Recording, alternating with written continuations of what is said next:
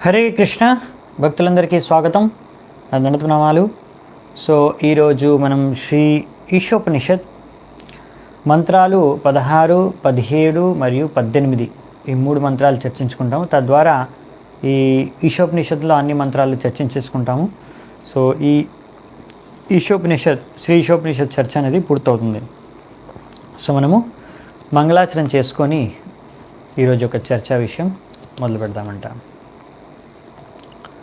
ఓం అజ్ఞానతిమిరాంధస్య జ్ఞానాంజనాశలాకయా చక్షురున్మిళితం యేన తస్మై శ్రీగురవే నమః.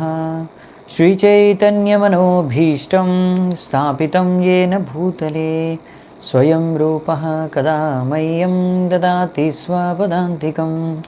వందేహం శ్రీగురూన్ శ్రీయుతాపదకమలం శ్రీగురూన్ వైష్ణవాంశ్చ శ్రీరూపం సాగ్రజాతం సహగణరఘునాథాన్వితాం తం సజీవం సాద్వైతం సావధూతం పరిజనసహితం కృష్ణచైతన్యదేవం శ్రీరాధాకృష్ణపాదాన్ సహగణలలితా శ్రీవిశాఖాన్వితాంశ్చ.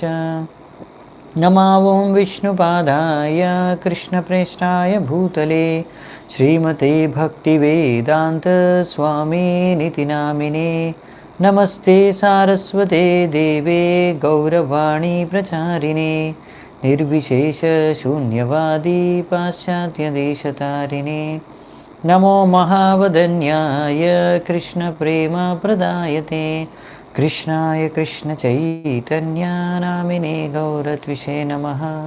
హే కృష్ణ కరుణా సింధో దీనబంధో జగత్పతే గోపేశ గోపికా కాంత రాధాకాంత నమోస్తుతే. తప్త కాంచన గౌరాంగీ రాధే వృందావనేశ్వరి వృషభానుసుతే దేవి ప్రణమామి హరిప్రియే. నీలాచల నివాసాయ నిత్యాయ పరమాత్మనే బలభద్ర సుభద్రాభ్యాం జగన్నాథాయ తే నమః. వాంఛాకల్పతరుభ్యశ్చ కృపా సింధుభ్య ఏవ చ పతితానాం పావనేభ్యో వైష్ణవేభ్యో నమో నమః. జయ శ్రీకృష్ణ చైతన్య ప్రభు నిత్యానంద శ్రీ అద్వైత గదాధర శ్రీవాసాది గౌరభక్తవృంద. హరే కృష్ణ కృష్ణ కృష్ణ హరే హరే హరే రామ రామ రామ హరే హరే.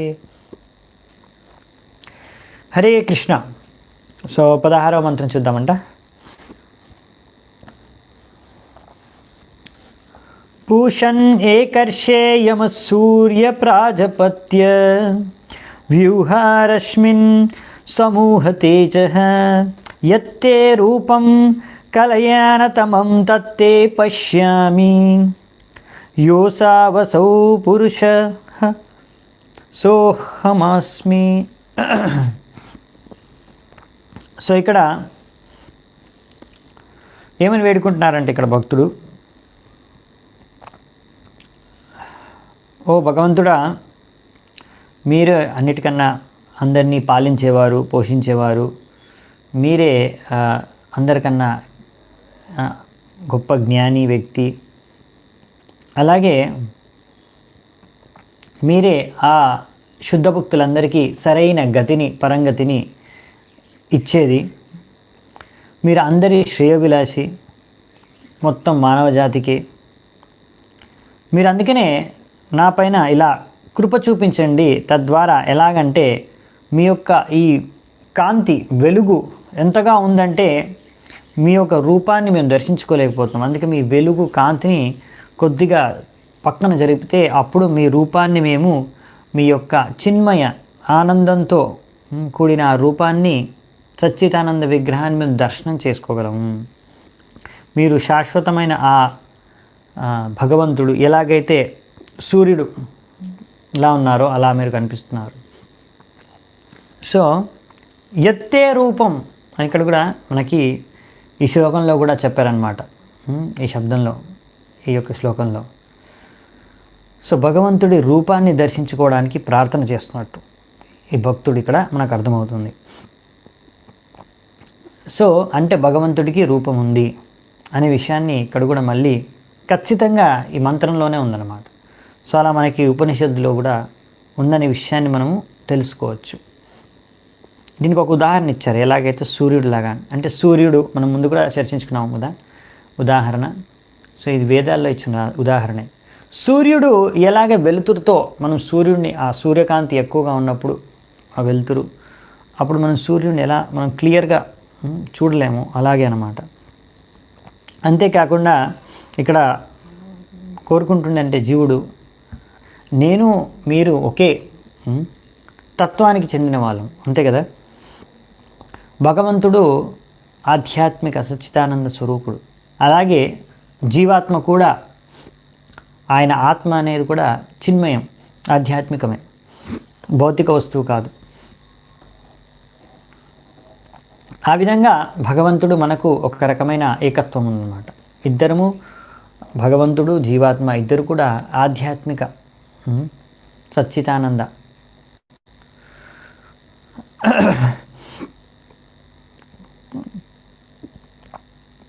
కానీ ఎలాగైతే సూర్యుడు ఒక్కడే, కానీ సూర్యకిరణాలు ఎన్నో ఉంటాయి, లెక్కలేనన్ని సూర్యకిరణాలు. అలాగే భగవంతుడు ఒక్కడు, ఇంకా లెక్కలేనన్ని, మనం లెక్క పెట్టలేనన్ని జీవాత్మలు.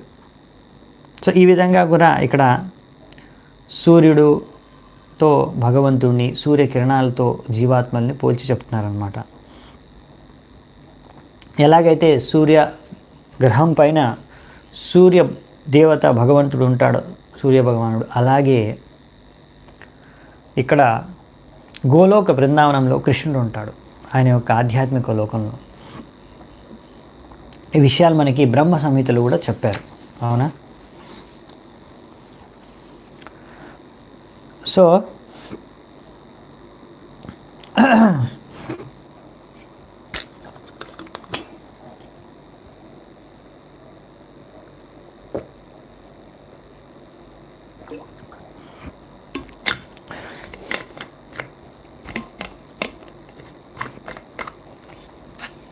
అందుకే ఇక్కడ భక్తుడు కోరుకునేది ఏంటంటే భగవంతుడిని, ఆయన ముఖాన్ని చూడాలని ముందు కోరుకున్నాడు నిన్న చర్చించుకున్న విషయంలో, శ్లోకాల్లో, మంత్రాల్లో. ఈరోజు మొత్తం భగవంతుడి రూపాన్ని దర్శించుకోవాలనుకుంటున్నాడు.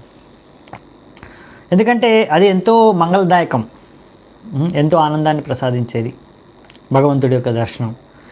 ఇక్కడ భగవంతుడిని పాలన పోషణ కర్తగా, శ్రేయోభిలాషిగా, ఇంకా ఎన్నో రకాలుగా భగవంతుడిని గుర్తించి వర్ణిస్తున్నారు.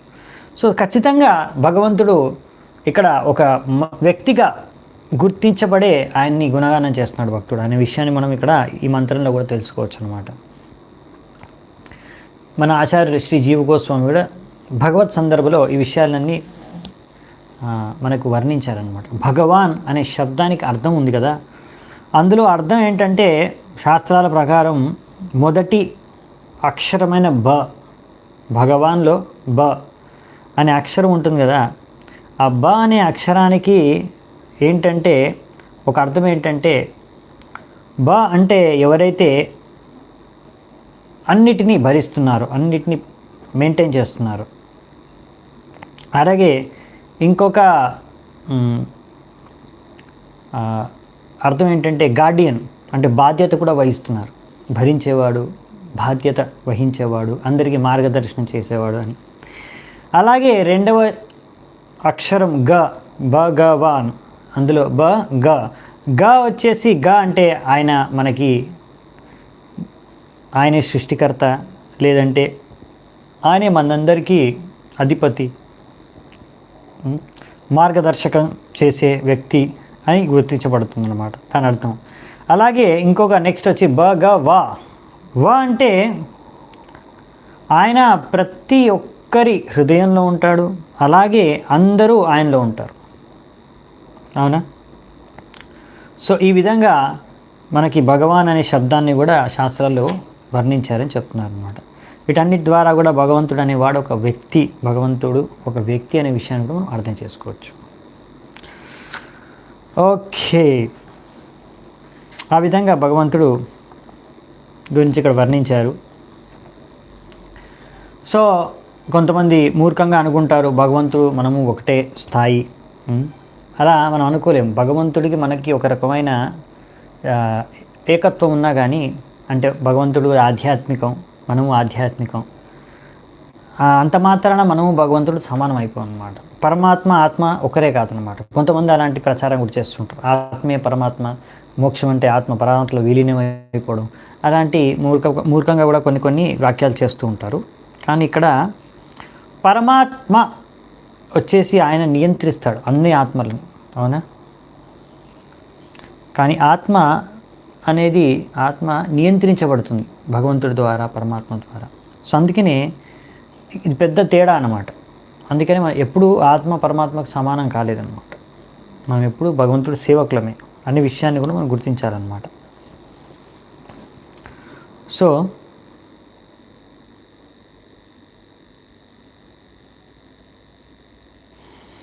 అలా పరమాత్మ రూపంలో భగవంతుడు హృదయంలో ఉండి ఆయన ఒక చైత్య గురులా మనందరికీ, జీవాత్మలందరికీ మార్గదర్శనం చేస్తూ ఉంటారు. ముఖ్యంగా ఆయన శుద్ధ భక్తులు ఎవరైతే ఉంటారో, మామూలుగా శుద్ధ భక్తులు ఎవరైతే ఉంటారో వాళ్ళకి ముఖ్యంగా కావాల్సిన జ్ఞానాన్ని, సాక్షాత్కారాన్ని ఆయన హృదయం నుంచే వాళ్ళందరికీ కలిగజేస్తారనమాట. తద్వారా అన్ని రకాల అజ్ఞానం అనేది తొలగిపోతుంది భక్తులకి, శుద్ధ భక్తులకి, ఎవరైతే ఆయనకు శరణాగతులు అయిపోయారు. సో అలా ఒక కృప అనేది భగవంతుడిది పరమాత్మ హృదయం నుంచే చేస్తాడన్నమాట. ఎవరికి అంటే శుద్ధ భక్తులకి. అదే వేరే వేరే రకరకాల జ్ఞానులు, యోగులు వాళ్ళు ఏంటంటే ఇంకా భగవంతుడికి సంపూర్ణంగా శరణాగతులు అవ్వలేదు. ఇంకా వాళ్ళు ఏంటంటే చాలా ముఖ్యంగా ఆధ్యాత్మిక జీవితంలో ప్రగతి ఎలా సాధించాలి అనుకుంటారంటే వారి యొక్క శక్తి, సామర్థ్యం, తెలివి, బుద్ధి, జ్ఞానం, వాళ్ళ శక్తి సామర్థ్యం ద్వారా స్వయంగా మా తెలివితేటలు, మా శక్తి సామర్థ్యం, బుద్ధి ఉపయోగించి మేము మా తపస్య, మా యొక్క క్షమతతో మేము ప్రగతి సాధిస్తాము అనే ఆలోచనతో వారు ఆధ్యాత్మిక పథంలో రకరకాల ప్రయత్నాలు చేస్తూ ఉంటారు. అందుకనే భగవంతుడు వాళ్ళకి అంతగా కృప అనేది ఇవ్వరన్నమాట. ఎందుకంటే ఆయన వాళ్ళందరూ భగవంతుడి పైన ఆధారం పడలేదు. అంటే భగవంతుడే కృప ద్వారా వాళ్ళు భగవంతుడి యొక్క కృపను ఆశించడం లేదు. అందుకే భగవంతుడు కూడా వాళ్ళకి కృప ఏమి ఇవ్వరు. సరే, శ్రమపడండి మరి. సో అందుకనే, కానీ మనం భగవంతుడిని ఎవరు అర్థం చేసుకోగలరంటే భగవంతుడు ఎవరికైతే కృపను ప్రసాదిస్తాడో వారే భగవంతుడిని అర్థం చేసుకోగలరు. కఠోపనిషత్ ఈ విషయాన్ని చెప్తుందన్నమాట మనకి. సో భగవంతుడు ఎవరికి కృప ప్రసాదిస్తాడో ఆయన భక్తులకు మాత్రమే. ఎందుకంటే భక్తులు భగవంతుడికి శరణాగతులు అవుతారు కనుక. సో ఎవరైతే భగవంతుడికి శరణాగతులు అవుతారో వారికే భగవంతుడు తన కృపను ప్రసాదిస్తారనమాట. అది ముఖ్యమైన తేడా అన్నమాట. సో అందుకని శుద్ధ భక్తులకి ఒక విశేష కృప భగవంతుడికి ఎప్పుడు ఉంటుందన్నమాట. అలాగే భగవంతుడు తన శుద్ధ భక్తులకే తన రూపాన్ని, తన ధామాన్ని దర్శించుకునే భాగ్యం, అర్థం చేసుకునే భాగ్యాన్ని కూడా కలిగిస్తారు. ఈ జ్ఞానులు, యోగులు భగవంతుడి ధామాన్ని, భగవంతుడి రూపాన్ని దర్శించుకోలేకపోతారు, అర్థం చేసుకోలేకపోతారు. వాళ్ళు చాలా మటుకు వాళ్ళ యొక్క శక్తి సామర్థ్యం వరకు ఎక్కడి వరకు వెళ్ళగలరు అంటే బ్రహ్మజ్యోతి వరకు వెళ్ళగలరు అంతే. భగవద్ధామంలోకి ప్రవేశించాలన్నా, భగవంతుడి దర్శనం కావాలన్నా మరి వారు శుద్ధ భక్తులుగా మారాల్సింది. అప్పుడే అది సంభవం. ఎలాగైతే ఇక్కడ మనకి ప్రార్థించుకుంటున్నారు భక్తులు, శుద్ధ భక్తులు. వాయురనిలం అమృతం అతేదం భస్మాంతం శరీరం ఓం క్రతోస్మర కృతం స్మర క్రతోస్మర కృతం స్మర. సో ఈ యొక్క మంత్రం యొక్క అర్థం ఏంటంటే ఇక్కడ కోరుకుంటుంది ఏంటంటే ఈ ఆత్మ భక్తుడు లెట్ దిస్ టెంపరరీ బాడీ, ఈ యొక్క అశాశ్వతమైన శరీరం ఏదైతే ఉందో ఇది కాలి మాడి మషైపోయి బూడిదైపోయి, అలాగే ప్రాణవాయువు ఆ మొత్తం ఈ యొక్క సృష్టిలో ఉన్న వాయువులో కలిసిపోని. కానీ నా యొక్క ఎన్నో నేను త్యాగాలు చేశాను, ఆ త్యాగాల్ని మాత్రం మీరు గుర్తుంచుకోండి భగవంతుడా. అలాగే గుర్తుంచుకొని, ఎందుకంటే మీరే అందరికీ వరాలని ప్రసాదించేది. అలా నా యొక్క మీకోసం అని చేసి నేను ఈ యొక్క ఎన్నో త్యాగాలు చేశాను. అవన్నీ మీరు నన్ను తప్పకుండా గుర్తుంచుకోండి, నన్ను మర్చిపోకండి. మృత్యు సమయంలో ఈ శరీరం అనేది అశాశ్వతం, ఇది కాలిపోయింది పర్వాలేదు, కానీ నన్ను మాత్రం మర్చిపోకండి, నేను చేసిన త్యాగాలను గుర్తుంచుకోండి అని భగవంతుడిని వేడుకుంటున్నాడు ఈ యొక్క మంత్రంలో జీవాత్మ శుద్ధ భక్తుడు. సో ఈ యొక్క శ్లోకం ద్వారా మనకి ఏమర్థమవుతుందంటే, ఈ యొక్క శరీరం అనేది శాశ్వతం కాదు. ఈ విషయాలు మనం భాగవతంలో చదువుకున్నాము. సో ఇక్కడ కూడా అవే చెప్తున్నారనమాట. సో ఇది శరీరం అనేది శాశ్వతం కాదు, భౌతిక శరీరం ఇది మనం కాదు, అవునా? మనము ఈ మృత్యు తర్వాత కూడా ఇంకా జీవించే ఉంటాము. ఆత్మ అనేది విషయం కూడా అర్థమవుతుందన్నమాట. ఆత్మ ఎప్పుడు మృతి చెందదు అనే విషయం అర్థమవుతుంది. సో మరి ఇలాంటి శరీరాలు అనేది ప్రకృతి సృష్టించింది. 3 గుణాలు, ప్రకృతి, బ్రహ్మదేవుడు వీళ్ళందరూ సృష్టించారు మన కోసం ఈ రకరకాల శరీరాలు. ఇలా ఎన్నో రకాల శరీరాలు ఎందుకున్నాయంటే ఒక్కొక్కరి కోరిక అనుసారంగా, ఒక్కొక్కరి అభిరుచి కోరిక అనుసారంగా. ఎవరికైతే బాగా మలాన్ని సేవించాలనే ఇచ్చ కలుగుతుందో అలాంటి వారికి శూకర్ పంది శరీరం లభిస్తుందన్నమాట. అలాగే ఎవరికైతే మాంసం, రక్తం సేవించాలనే ఎక్కువగా కోరిక ఉంటుందో అలాంటి వారికి పులి శరీరం అనేది, ఇలా రకరకాల శరీరాలు లభిస్తాయన్నమాట. కానీ మనిషి శరీరము ఇలాంటి మలము లేకపోతే ఇలాంటి మాంసం భుజించడానికి కాదు. మన శరీరం, మనిషి యొక్క శరీరం సృష్టించబడింది. ఒక తేడా ఉందన్నమాట. ప్రతి శరీరానికి కొన్ని తేడాలు ఉన్నాయి, భేదాలు ఉన్నాయన్నమాట. ఈ మనిషి యొక్క శరీరంలో కూడా శరీర సృష్టిలోనే అలా లేదన్నమాట. ఈ యొక్క మాంసాన్ని భుజించేది ప్రభుపాద ద్వారా రాస్తున్నారు. ఇక్కడ మనకు పళ్ళు ఉంటాయి కదా, ఈ పళ్ళు కూడా చాలా, మన పళ్ళున్న అన్ని పళ్ళు కూడా ఒక 2-3 పళ్ళు తీసేసి, అంటే ఇక్కడ ఇటు సైడ్ ఒకటి మనకి కెనైన్ టీత్ అని ఉంటాయి, అవి మాత్రం వదిలేసి మిగతా అన్ని పళ్ళు, ముఖ్యంగా మనము కూరగాయలు లేకపోతే పళ్ళు, ఫలాలు ఇలాంటి శాకాహారం భోజనం చేయడానికి పనికొచ్చేవి అన్నమాట. దానికి అనుగుణంగా మన యొక్క పంటి యొక్క సృష్టి అనేది జరిగిందనమాట.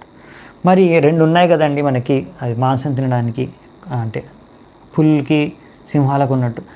అంటే ఆ 2 ఉన్నాయి టీత్స్, అవి కొంతమందికి ఎవరికైతే బాగా తట్టుకోలేరో, అలా ఉండలేక బతకలేరో అలాంటి వారికి, లేకపోతే అత్యవసరమైన పరిస్థితుల్లో జీవితం అంటే చావు బతుకులో ఉన్నప్పుడు అలాంటి సందర్భాల్లో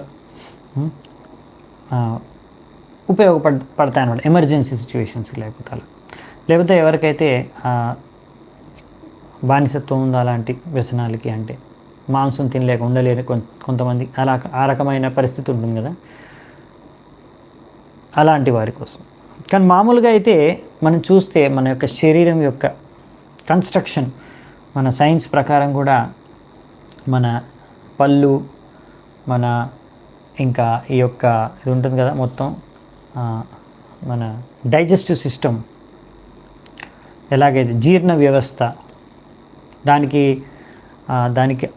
అన్ని సదుపాయం ఏదైతే ఉందో మన జీర్ణ వ్యవస్థ అంతా సైంటిఫిక్గా కంపేర్ చేస్తే, ఒక శాకాహారి ఒక ఆవుతో కానీ, అలా ఒక శాకాహారి హెర్బివరస్ యానిమల్ పశువుతో కానీ, లేకపోతే మాంసాహారి పశువు, లేకపోతే కార్నివోరస్, లేకపోతే ఇట్లా పులియో, సింహంతో ఇలా పోల్చి చూస్తే, ప్రతి ఒక్క శరీరంలో ఉన్న మనం తినడానికి పళ్ళు దగ్గర నుంచి తీసుకొని మొత్తం పేగులు, జీర్ణ వ్యవస్థ అంతా చూస్తే మనకి చాలా సిమిలారిటీస్, 90% శాకాహారి అయిన ఒక జీవితో పోల్చి ఉంటుందన్నమాట. మాంసాహారి అయిన జీవితో, పశువుతో చాలా తేడాలు ఉంటాయి. ఎక్కడో కొద్దిగా అలా సిమిలారిటీ అనేది ఉంటుంది, పోలికలు ఉంటాయి అంతే. అస్సలు పోలికలు ఉండవు. మనకు అన్ని పోలికలు ఎక్కువగా శాకాహారి ఒక జంతువు యొక్క జీర్ణ శరీరం వ్యవస్థతోనే ఎక్కువగా పోలికలు ఉంటాయి అన్నమాట. సో ఇక్కడ పళ్ళ ఒక ఉదాహరణ ఇచ్చారు ప్రభుపాద ద్వారా దానికి సంబంధించి చెప్పడానికి. సో ఒక్కొక్కరి శరీరం సృష్టి కూడా అలా జరిగిందనమాట. సో ఇలా మరి ఇంకొక తేడా ఏంటంటే మనము మన శాస్త్రాల ప్రకారం చదువుకునే ఎవల్యూషన్ ఒకటి స్కూల్లో చదువుకుంటారు, అది వేరు. ఇక్కడ శాస్త్రాల ప్రకారం కూడా ఒక ఎవల్యూషన్ ఉంటుంది. ఎవల్యూషన్ అంటే ఎలా ఒక ఆత్మ రకరకాల శరీరాలు మారుతూ ఇప్పుడు మొత్తం మనకి 84 లక్షల రకరకాల చేతన అనుసారంగా రకరకాల శరీరాలు ఉన్నాయి కదా. సో ముందుగా అన్నిటికన్నా ముందుగా నీటిలో ఉన్న జీవుల యొక్క శరీరం లభిస్తుందంట. తర్వాత మెల్లిగా ఈ యొక్క చెట్లు, వెజిటేబుల్స్ ఇలాంటి లైఫ్ అందులో, దాని తర్వాత అక్కడి నుంచి మెల్లిగా కొన్ని రకాల పురుగులు వాటిలో ప్రవేశిస్తుంది ఆత్మ, అలాంటి శరీరాలు లభిస్తుంది. దాని తర్వాత పక్షి శరీరం లభిస్తుంది, పక్షి శరీరం తర్వాత పశువు శరీరం లభిస్తుంది. అలా పశువుల శరీరాల తర్వాత మనిషి శరీరం ఆత్మకు లభిస్తుంది అన్నమాట. ఇలా అంటే ఇందులో కూడా గ్రేడేషన్ ఉన్నాడు. అంటే ఇలా చేతన పెరుగుతూ ఉంటుంది. ఇప్పుడు అలా ఎలాగైతే మనకి చెట్లు ఉన్నాయి, వాటి చేతన చాలా తక్కువ. చేతన చెట్లకు కూడా చేతన ఉంది, వాళ్ళ చెట్లలో కూడా ప్రాణం అనేది ఉంది, కానీ చెట్లలో చేతన చాలా తక్కువ. అలా ఇలా రకరకాల శరీరాల్లో చేతన అనేది పెరుగుతూ ఉంటుంది అన్నమాట.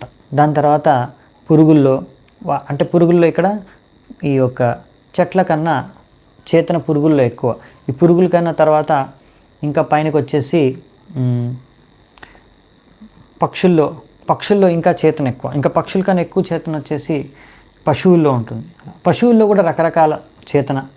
ఆ ఈ పక్షుల్లో అన్నిట్లో కూడా సత్వగుణం చేత ప్రభావితమయ్యేవి, రజోగుణం చేత ప్రభావితమయ్యేవి, తమోగుణం చేత ప్రభావితం, రకరకాలు ఉంటాయి అందులో కూడా వెరైటీస్. ఇంకా చేతన కాన్షియస్నెస్ అది కూడా వృద్ధి అనేది మెల్లిమెల్లిగా చెందుతుందన్నమాట. అలా అన్నిటికన్నా హయ్యెస్ట్ టాప్ మోస్ట్లో ఉండేది మనిషి యొక్క శరీరం. ఈ మనిషి యొక్క శరీరము ఎటువంటిదంటే అందులో అన్నిటికన్నా చేతన అనేది సంపూర్ణంగా వికసితమై ఉందన్నమాట. సో ఇలా ఈ యొక్క మనిషి యొక్క బుద్ధి, జ్ఞానం, తెలివి, బుర్ర ఎలా తయారయ్యాయంటే మనము ఆధ్యాత్మిక విషయాల్ని అర్థం చేసుకునే సామర్థ్యం మనిషికి మాత్రం ఉందన్నమాట. భగవంతుడి విషయాలు ఇంకా ఎన్నో రకాలైన జ్ఞానం మనిషి మాత్రమే అర్థం చేసుకోవాలి. ఇది మనిషి యొక్క ప్రత్యేకత. సో అందుకనే ఇక్కడ మనకు అర్థమయ్యేది ఏంటంటే ఈ యొక్క శరీరం కూడా కానీ అశాశ్వతమే. సో ఇక్కడ శరీరం అశాశ్వతం, అది ఎలాగో కలిసిపోతుంది, బూడిదైపోతుంది, ఖాళీ. సరే, ఇంకా ప్రాణవాయువు, అందులో ఆత్మ అనేది ఆ ప్రాణవాయువులో యాక్చువల్లీ తిరుగుతూ ఉంటుంది. మన శరీరంలో రకరకాల ప్రాణవాయువులు ఉంటాయి.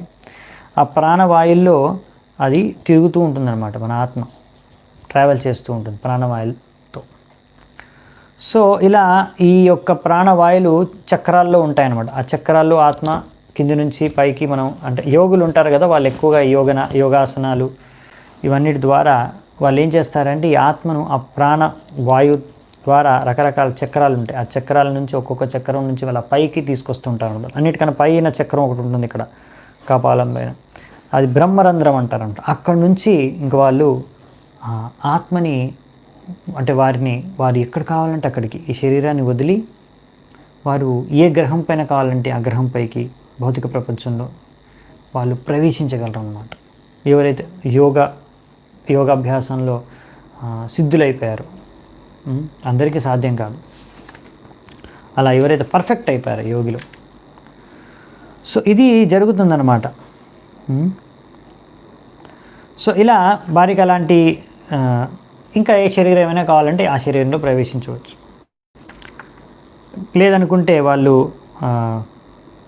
బ్రహ్మజ్యోతిలో కూడా అక్కడి వరకు కూడా ప్రయాణించవచ్చు. అదనమాట యోగులు. ఆ విధంగా వాళ్ళు వాళ్ళ సామర్థ్యంతో, తపస్సుతో, యోగాతో ఆధ్యాత్మిక మార్గంలో అలా పైకి వెళ్ళడానికి ప్రయత్నిస్తారు.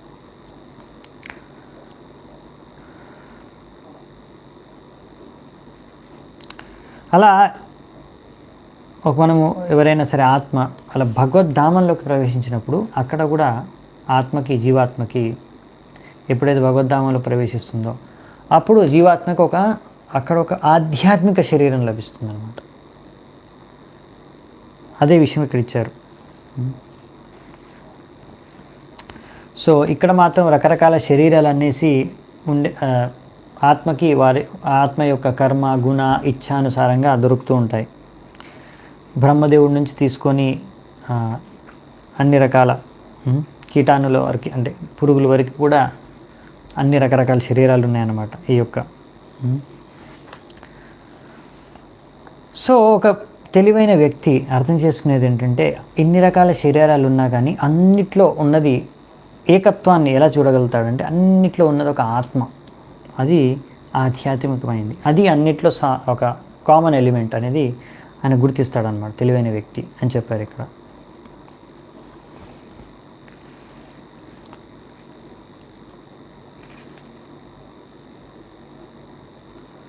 సో ఈ విధంగా ఒకరు ఎంతో జ్ఞానాన్ని సంపాదించి ఈ జ్ఞాన మార్గం ద్వారా యోగ మార్గం ద్వారా కూడా ఒకవేళ ఒక వ్యక్తి భగవంతుడికి భక్తుడు అవ్వకుండా ఆ భగవంతుడిని సంపూర్ణంగా అర్థం చేసుకోలేదనుకోండి, అలా ఓన్లీ ఆ బ్రహ్మజ్యోతి వరకే వెళ్ళగలరు. అలా బ్రహ్మజ్యోతి వరకు వెళ్ళినా అది కూడా ఎందుకంటే వాళ్ళు భగవంతుడిని సంపూర్ణంగా అర్థం చేసుకోలేదు కనుక ఆ బ్రహ్మజ్యోతిలో వెళ్ళినా కానీ అక్కడ నుంచి వాళ్ళు తిరిగి పతనమైపోతారన్న కొంచెం సమయం తర్వాత. ఎందుకంటే అక్కడ వాళ్ళ అసలైన ఆనందాన్ని సంపూర్ణంగా అనుభవించలేరు. ఎందుకంటే అక్కడ భగవంతుడైన లీలలు చేయరు.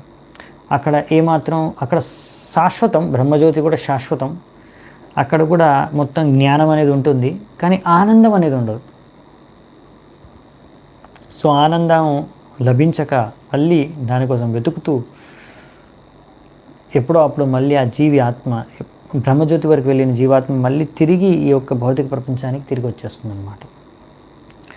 అలా బ్రహ్మజ్యోతి వరకు వెళ్ళినా కానీ అది లాభం లేదు. అలాంటి ముక్తి అందుకే ఒక ఆత్మకి కలిగినా కానీ అది ఎక్కువగా ప్రయోజనం లేదు. ఎందుకంటే తిరిగి ఆ ఆత్మ మళ్ళీ భౌతిక ప్రపంచానికి వచ్చేస్తుంది. అందుకనే మనము అలాంటి ముక్తిని భక్తులు కోరుకోరన్నమాట, భగవద్ధామంలో ప్రవేశించడానికి కోరుకుంటారు. అందుకనే ఈ బ్రహ్మజ్యోతిలో విలీనం అవ్వాలి అనుకోవడం అనేది అంత తెలివైన ఉపాయం కాదనమాట.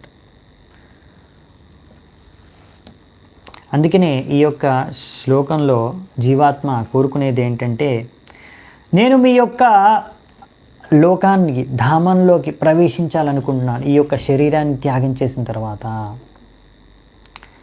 ఈ శరీరం నా ప్రాణవాయువు ఇక్కడ అన్నీ ఇక్కడ కలిసిపోని ఈ యొక్క లోకంలో, కానీ నా ఆత్మ అనేది భగవద్ధామానికి ప్రవేశించాలి.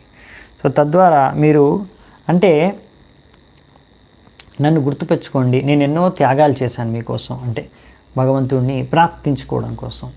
సో నన్ను గుర్తుంచుకోండి అని ఇక్కడ కోరుకుంటుంది ఆత్మ.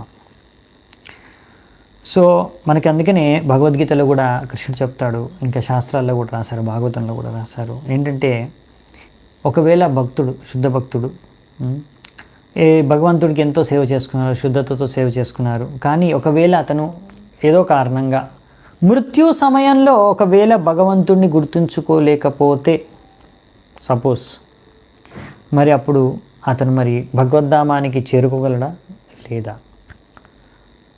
భగవద్ధామానికి తప్పకుండా చేరుకుంటాడు. ఎందుకంటే మీరు మర్చిపోయినా ఒకవేళ జీవితాంతం భగవంతుడిని మనం సేవించుకొని శుద్ధ భక్తిని పాటించి ఒకవేళ ఏదో కారణంగా భగవంతుడిని గుర్తుంచుకోలేకపోయినా కానీ మృత్యు సమయంలో భగవంతుడు మనం తప్పకుండా గుర్తుంచుకొని మనం తీసుకెళ్ళిపోతారు భగవద్ధామానికి.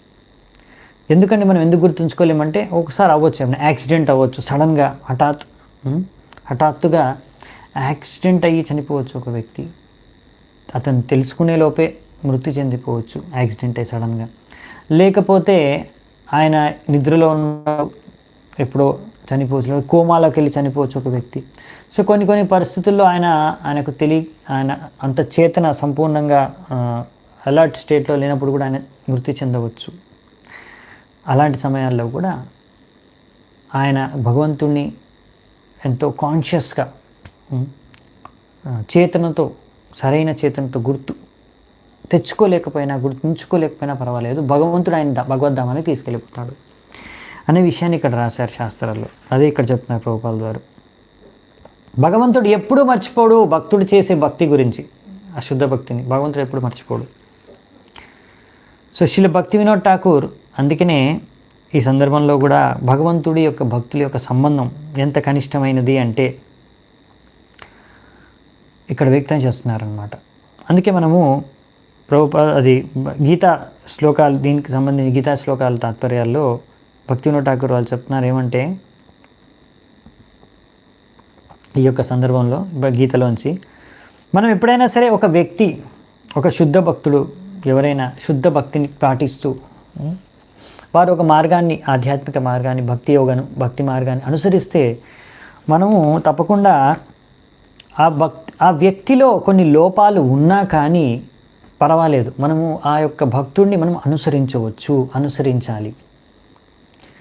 మనం ఒకసారి కొంతమంది నేను చూశాను, అంటే నా జీవితంలో కూడా పాపం నాకు జాలేస్తుంది ఏంటంటే, వాళ్ళు ఎవరిని అనుసరించలేకపోతున్నారు, ఏ భక్తుల్ని వాళ్ళు అనుసరించలేకపోతున్నారు. ఎందుకు అంటే, మీరు ఎవరో ఒకరు గురువుని స్వీకరించవచ్చు కదా, ఇస్కాన్లో ఎంతోమంది భక్తులు ఉన్నారు, ఎంతోమంది గురువులు ఉన్నారు, లేకపోతే ఎవరినో ఒకరిని శిక్షా గురువుగా స్వీకరించవచ్చు కదా, ఎవరో ఒకరిని స్వీకరించి వారి ఆదేశానుసారంగా మీరు మీ జీవితాన్ని, భక్తి జీవితాన్ని ముందుకు తీసుకెళ్ళొచ్చు కదా. అంటే ప్రభుజీ నా సమస్య ఏంటంటే, నాకు పర్ఫెక్ట్ ఏ ఒక్క లోపం లేని వ్యక్తి, గురువు, భక్తుడు నాకు కనిపించటం లేదు. నేను ఎవరి దగ్గర వెళ్ళినా కానీ వారి జీవితంలో నేను ఎప్పుడైతే నేను దగ్గరగా గమనిస్తానో ఏదో ఒక లోపం నాకు కనిపిస్తుంది. అందుకే నేను వాళ్ళకి శరణాగతులు అవ్వలేకపోతున్నాను, వారి మార్గదర్శనాన్ని నేను అనుసరించలేకపోతున్నాను, వాళ్ళని శిక్షా గురువుగా కానీ దీక్షా గురువుగా కానీ నేను స్వీకరించలేకపోతున్నాను. ఇది పెద్ద సమస్య అన్నమాట కొంతమందికి. అలా వాళ్ళు సంవత్సరాలు వేచి చూస్తూ ఉంటారన్నమాట. అలా జీవితం అయిపోతుంది వాళ్ళది. అందరిలో లోపాలు చూసుకొని వాళ్ళు మాత్రం ఇంకా ఈ ప్రపంచంలో శుద్ధ భక్తులే లేరు, నేను ఎవరిని అనుసరించలేననేసి ఇంకా నేను ఇలాగే చేసుకుంటాను భక్తి అని వాళ్ళే అలాగే ఉండిపోతారన్నమాట. ఇది చాలా దయనీయమైన పరిస్థితి అన్నమాట. ఇక్కడ అందుకే చెప్తున్నారు, ఎలాగైతే మనం చంద్రుడిని చూస్తాం, చంద్రుడిని చూసినప్పుడు చంద్రుడి నుంచి ఎంతో వెలుతురు వస్తుంది కదా, కాంతి వస్తుంది. అలాగే చంద్రుడిలో మీరు సరిగ్గా గమనించి చూస్తే కొన్ని నల్ల మచ్చల్లాగా ఉంటాయి కొన్ని ప్లేసెస్లో. ఆ చంద్రుడు మొత్తం వైట్గా మొత్తం ఉండకుండా అక్కడక్కడ కొంచెం బ్లాక్గా కూడా ఉంటాయి స్పాచెస్. సో అలాంటి దాన్ని మనం ఫోకస్ చేసి చూస్తే ఇంకా మరి చంద్రుడిలో కూడా మనకు లోపాలే కనిపిస్తాయి. కానీ చంద్రుడు నుంచి వచ్చే వెలుతురు, వెన్నెల, కాంతిని మనం చూడాలి. సో అలాగే ప్రతి వ్యక్తిలో ఈ భౌతిక ప్రపంచంలో భక్తుడు, అభక్తుడు ఎవరైనా సరే విష్ణువుని తప్పితే, విష్ణువు తప్ప, భగవంతుడు తప్ప ఒక జీవాత్మ అన్నాక ప్రతి ఒక్క జీవాత్మలో ఏవో ఒక లోపాలు ఉంటాయన్నమాట. అందుకనే మనం అలాంటి లోపాలని చూడకుండా మనం చూడవలసింది ఏంటంటే ఆయన భక్తి చేస్తున్నాడా లేదా. ఎందుకంటే ఒక్కొక్కసారి ఏమవుతుందంటే, ఇక్కడ ప్రభుపాద ద్వారా అంటే ఇక్కడ భక్తి వినోద్ ఠాకూర్ రాశారు ఇది, ఆయన స్టేట్మెంట్ డైరెక్ట్గా, a conditioned soul has to act in double functions. ఇప్పుడు ఎవరైతే ఈ జీవాత్మ ఎక్కడైతే ఈ యొక్క భౌతిక ప్రపంచంలో ఉన్నారో అంటే భౌతిక శరీరం అనేది ఒకటి ఉంటుంది ప్రతి జీవాత్మకి. శుద్ధ భక్తుడు కూడా భౌతిక శరీరం అనేది ఉంటుంది.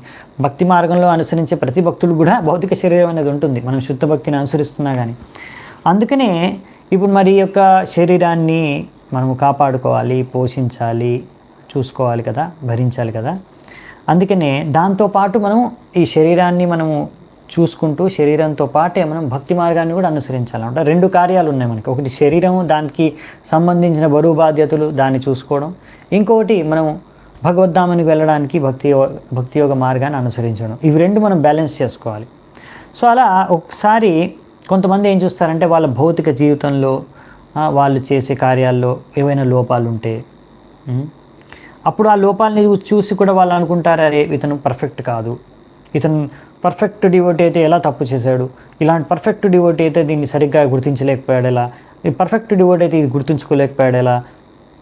అలా కూడా లోపాలు చూసి ఎప్పుడు వారు ఆ లోపాలని చూస్తూ ఉండిపోతారు, వాళ్ళ భక్తిలో ప్రగతి పొందలేరు. సో అందుకనే అలా ఆయన ఇప్పుడు రెండు కార్యాలు చేయాలి కనుక ఎక్కడో అక్కడ కొంచెం తప్పులు లేకపోతే తప్పిదాలు జరగవచ్చు. ప్రతి మనిషికి 4 లోపాలు ఉంటాయి కదా, మనకు తెలిసిందే. సో అలా ఎవరు ఆ 4 లోపాలు లేకుండా ఉండరు. సో కానీ ఆ వ్యక్తి భౌతిక జీవితాన్ని కూడా, భౌతిక శరీరాన్ని జీవిస్తూ కూడా ఆధ్యాత్మిక జీవితాన్ని పాటించవలసి వస్తుంది. ప్రతి ఒక్కరు, భక్తులు కూడా అభక్తులు. అభక్తులు ఎలాగో భక్తి జీవితాన్ని పాటించరు, కానీ భక్తులు 2 చేయాల్సి వస్తుంది. సో అందుకనే మనము చూడవలసింది ఏంటంటే, ఎలాగైతే మనం భక్తి జీవితంలో ఉన్నతి చెందుతూ ఉంటామో, మెల్లిమెల్లిగా ఈ భౌతిక సంబంధించిన, శరీరానికి సంబంధించిన అవసరాలు కానీ, ఆసక్తులు కానీ, సంబంధాలు కానీ మెల్లిమెల్లిగా అన్నీ తగ్గిపోతూ ఉంటాయి. కానీ అది గ్రాడ్యువల్గా అవుతుందన్నమాట. సో అలాంటి సమయంలో భక్తి చేసుకునే సందర్భాల్లో కూడా ఒక్కొక్కసారి అప్పుడప్పుడు there is a chance for an occasional exhibition of worldliness. అంటే అప్పుడప్పుడు ఏదో ఆయనకు కూడా భౌతికారే, ఏదో ఇంత శుద్ధ భక్తులు ఉన్నాడు, ఆయనకు కూడా ఏదో భౌతికంగా ఏదో ఇష్టం ఉంది, ఏదో ఆసక్తి ఉంది అని మీకు కనిపించవచ్చు, ఉండవచ్చు కూడా. సో దాన్ని అలా సంభవం. సో అలాంటి వాటి గురించి మనం దాన్ని లోపంగా చూడడం అనేది, దాని ద్వారా ఆ భక్తుల యొక్క సాంగత్యం అనేది గ్రహించకపోవడం అనేది మూర్ఖత్వం అని ఇక్కడ చెప్తున్నారనమాట. సో ఇలాంటి ఏవైనా వాళ్ళలో లోపాలున్నా, ఏ రకమైన భౌతిక ఆసక్తులు ఉన్నా కానీ అవి మెల్లిమెల్లిగా సమయానుసారంగా తగ్గిపోతాయి, సంపూర్ణంగా సమూలంగా సమాప్తమైపోతాయి. ఎందుకంటే వాళ్ళు శుద్ధ భక్తిని అనుసరిస్తున్నారు. ఎలాగైతే ఒక ఉదాహరణ చెప్తారు కదా, ఒక వ్యక్తి బురదలో పడ్డాడనమాట. బురదలో పడ్డ తర్వాత మరి మొత్తం శరీరం అంతా బురద అయిపోతే, ఇప్పుడు వెళ్ళేసి అక్కడ షవర్ ఉంటుంది కదా, నీరు వస్తాయి కదా స్నానం చేయడానికి షవరు, ఆ షవర్ కింద వెళ్ళి నించున్నాడు.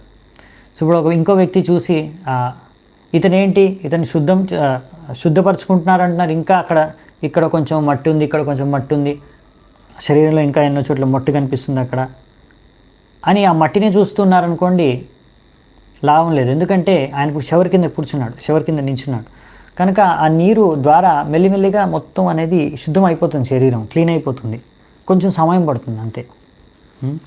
సో అలా భక్తి మార్గం అనుసరిస్తున్న వారికి మెల్లిమెల్లిగా అన్ని లోపాలు, ఇప్పుడు మీరు కూడా ఒకవేళ చాలామంది భక్తులు చాలా రోజుల నుంచి భక్తి చేసుకున్నారు, మీరు గమనించవచ్చు కూడా. ఎవరినైనా మీరు 10 సంవత్సరాల క్రితం చూసినప్పుడు ఒక వ్యక్తి ఎలా ఉండే, లేకుంటే అభక్తుడిగా ఉన్నప్పుడు ఎలా ఉండే, ఇప్పుడు భక్తి మార్గంలోకి వచ్చిన తర్వాత ఎన్ని మార్పులు వచ్చాయి, ఎంత ఆయన భౌతిక ఆసక్తులు తగ్గిపోయాయి, ఏ రకంగా ఆయన ఆధ్యాత్మిక ఉన్నతి చెందుతున్నాడు అనే విషయాన్ని మీరు కల్లారా కూడా చూడవచ్చు. ఎంతోమందిని ఉదాహరణలు మీరు మీ జీవితంలోనే చూసుంటారు.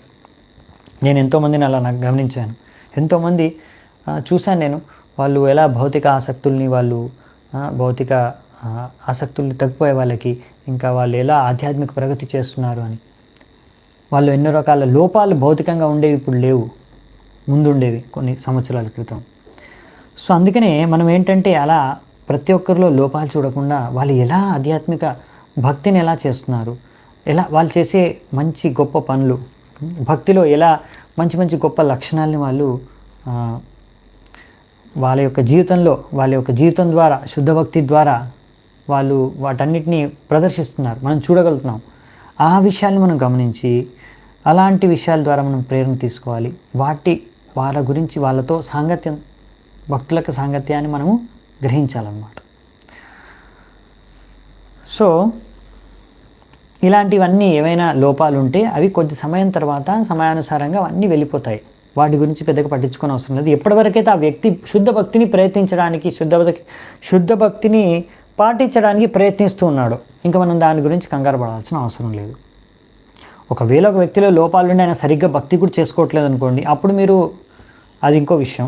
సో కొంతమంది సరిగ్గా భక్తి చేసుకోకుండా ఎన్నో భక్తి మార్గంలో ఎన్నో కావాలని కూడా తప్పుడు కార్యక్రమాలు చేస్తూ ఉంటారు, వాళ్ళతో జాగ్రత్తగా ఉండాలి. కానీ సో ఎవరైనా ముందు జీవితంలో, అంటే ప్రతి ఒక్కరూ కర్మీ జీవితం నుంచి చాలామంది భక్తి జీవితంలోకి వస్తారు కదా. సో ఆ ముందున్న జీవితంలో కర్మీ లైఫ్ నుంచి ఏమన్నా ఇంకా కొన్ని లక్షణాలు కనిపిస్తే ఉంటాయి, కొన్ని రోజులు, కొన్ని సంవత్సరాలు, మెల్లిమెల్లిగా అన్నీ తగ్గిపోతాయి. అవి మీరు గమనించవచ్చు. సో ఇలా ఎవరైనా సరైన పథంలో, భక్తి మార్గంలో సరిగ్గా ముందుకెళ్తున్నప్పుడు అలా చిన్న లోపాలు ఉన్నా కానీ అవేమి వారికి ఆ భక్తి మార్గానికి అడ్డంకిగా కావన్నమాట. అడ్డంగా అవేమి భక్తి మార్గంలో వాళ్ళని ఆపవన్నమాట. వాళ్ళు ముందుకు వెళ్ళిపోతూ ఉంటారు, మెల్లిమెల్లిగా తగ్గిపోతూ ఉంటాయి, వాళ్ళు ముందుకు వెళ్తూనే ఉంటారనమాట. అదే విషయం ఇక్కడ చెప్పారు. ఇవి భక్తి వినోద్ ఠాకూర్ చెప్తున్నారు మనకి ఆచార్యులు, ప్రభుపాల ద్వారా రాశారు అది అదే విషయం. ఎందుకంటే ఇది గీతలో కూడా కృష్ణుడు చెప్తాడు కదా, అపి చేత్సు దురాచారు భజతే మాం అనన్య భాగ్. ఎవరైనా అప్పుడప్పుడు ఏదైనా దురాచారం చేసినట్టు కనిపించినా, ఒకవేళ మీరు కనిపిస్తుందని వాళ్ళు భక్తిని తప్పకుండా అనన్య భక్తిని చేసుకుంటూ వెళ్ళిపోతున్నారు. నాకు అప్పుడప్పుడు ఏదో తప్పు జరిగిపోవచ్చు, వాళ్ళ ద్వారా దురాచారం జరిగిపోవచ్చు. ఎందుకంటే వాళ్ళ యొక్క ముందు జీవితం, ముందున్న అలవాటు కారణంగానో, ఏదో తెలుసో తెలియకో యాక్సిడెంటల్లీ అప్పుడు అలా ఒకసారి తప్పు జరిగిపోవచ్చు. కానీ వాళ్ళు భక్తి మార్గాన్ని వదలకుండా ముందుకు వెళ్తున్నారు అనుకోండి, ఆ ఒక్క చిన్న తప్పుని పట్టుకొని వేలాడుకుంటూ కూర్చున్నాం అనుకోండి, ఇతను పెద్ద భక్తుడేం కాదులే, నాటకం చేస్తున్నాడు, నాకు తెలుసు, నేను చూశాను, అప్పుడు ఒకసారి ఒక తప్పు చేశాడు, నేను చూశాను. అలా జీవితాంతం అతను చేసిన ఒక చిన్న తప్పునే గుర్తుంచుకొని అతను ఎంతో భక్తిలో ఎంతో ప్రగతి సాధించాడు, దాన్ని మాత్రం మీరు గమనించలేకపోవడం అనేది మీ మూర్ఖత్వం అన్నమాట. అలా చాలామంది భక్తులు ఎప్పుడు వాడు 10 సంవత్సరాలైనా సరే ఆ వ్యక్తి ఎంతో ఉన్నతి సాధించి ఎంతో సేవలు చేస్తున్నాడు, ఎంతో బాగా భక్తి చేసుకుంటున్నాడు, అయినా కానీ వీళ్ళు ఏం చేస్తారంటే, నాకు తెలుసులే, అతను పెద్ద గొప్ప భక్తుడు కాదులే, నేను ఎప్పుడో చూశాను, 10 సంవత్సరాల క్రితం చూశాను, నేను ఒక చిన్న తప్పు చేశాడు, అతను ఇంకో పెద్ద భక్తుడు కాదు, మీరు అందరూ అలా అనుకుంటున్నారు, అతను మీరు మూర్ఖులు అని కూడా కొంతమంది ఇంకా జీవితాంతం అది ఇంప్రెషన్ అలా ఫిక్స్ చేసేసుకుంటారన్నమాట మైండ్లో, ఈ భక్తుడు అంతే ఇంతే అని. అలా ఉండకూడదు, మనం చేంజ్ చేసుకోవాలి. ఎందుకంటే భక్తిలో శక్తి ఉండండి. భక్తిలో ఎంత శక్తి ఉందంటే, ఎంతటి వాడినైనా సరే, ఎంత అధముడైనా సరే భక్తి మార్గాన్ని అనుసరిస్తే ఎంతో ఉన్నత స్థాయికి వాళ్ళు చేరుకోగలరు. ఆ విషయాన్ని మనం గుర్తుంచుకోవాలి. భక్తిలో అంత శక్తి ఉందనే విషయాన్ని మనం గుర్తించాలి ఫస్ట్ ఆఫ్ ఆల్. అందుకనే మీరు ఒకవేళ అలాంటి దృష్టితో, సరైన దృష్టిని చూస్తే మీరు గమనించవచ్చు, ఎంతోమంది భక్తులు ఎంతో బాగా ఉన్నతిని సాధిస్తున్నారని అనే విషయాన్ని కూడా మీరు గమనించవచ్చు. సో అందుకనే అలా మనము వాళ్ళు భజన భక్తి వదలకుండా భక్తి మార్గానికి ముందుకు వెళ్తున్నారా లేదా అనే విషయాన్ని చూడాలి. అంతేగాని ఎక్కడో చిన్న తప్పు చేశాడు అనేసి దానికి పట్టుకొని వేలాడుకుంటూ కూర్చోకూడదు మనం. అలా మనం భక్తుల యొక్క సాంగత్యాన్ని తీసుకోవాలి. వాళ్ళలో ఉన్న పాజిటివ్, వాళ్ళలో ఉన్న మంచి లక్షణాలని గుర్తించి అలా సరిగ్గా భక్తి చేసుకున్న వాళ్ళ యొక్క సాంగత్యాన్ని మనం తప్పకుండా స్వీకరించాలి అని ఇక్కడ రాశారనమాట. ఎందుకంటే భగవంతుడు అంటాడు కదా, నా భక్తులు అలా నమే భక్త ప్రణశ్యతి, నా భక్తులు ఎప్పుడూ నశించిపోరు ఎవరైతే భక్తి మార్గాన్ని అనుసరిస్తున్నారు. ఎందుకంటే భగవంతుడు వాళ్ళని రక్షిస్తాడన్నమాట. వాళ్ళు ఏమైనా లోపాలు ఉన్న చిన్నపిని అవన్నీ విషయాలు మనకు నెక్స్ట్ రాబోతున్నాయి. సో భక్తి మార్గాన్ని అనుసరిస్తున్నారు అంటే మనకి ఎలా తెలిసేదంటే, నవవిధ భక్తి చాలా సులభం, అవునా? మనకు నవవిధ భక్తి శ్రవణం, కీర్తనం, స్మరణం.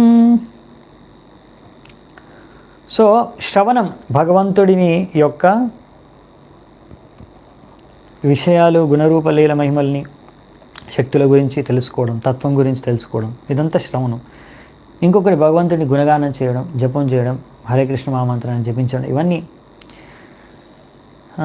కీర్తనం. భగవంతుడిని స్మరించుకోవడం, భగవంతుడి పాద సేవన చేయడం, భగవంతుడిని ఆరాధించడం, అర్చన పూజ చేయడం, భగవంతుడికి మంచి ప్రార్థనలు అర్పించడం, ఇంకా భగవంతుడికి ఒక దాస్యుడి రూపంలో సేవ చేసుకోవడం, భగవంతుడికి సాఖ్యరసంలో సేవ చేయడం, సాంగత్యం తీసుకోవడం భగవంతుడికి, అలాగే అన్నీ భగవంతుడికి సమర్పించుకొని, ఈ విధంగా నవవిధ భక్తి ఉందన్నమాట. దానికి ప్రతిదానికి ఒక ఉదాహరణ ఉంది మనకి భాగవతంలోంచి, ఇంకా మన శాస్త్రాల్లోంచి.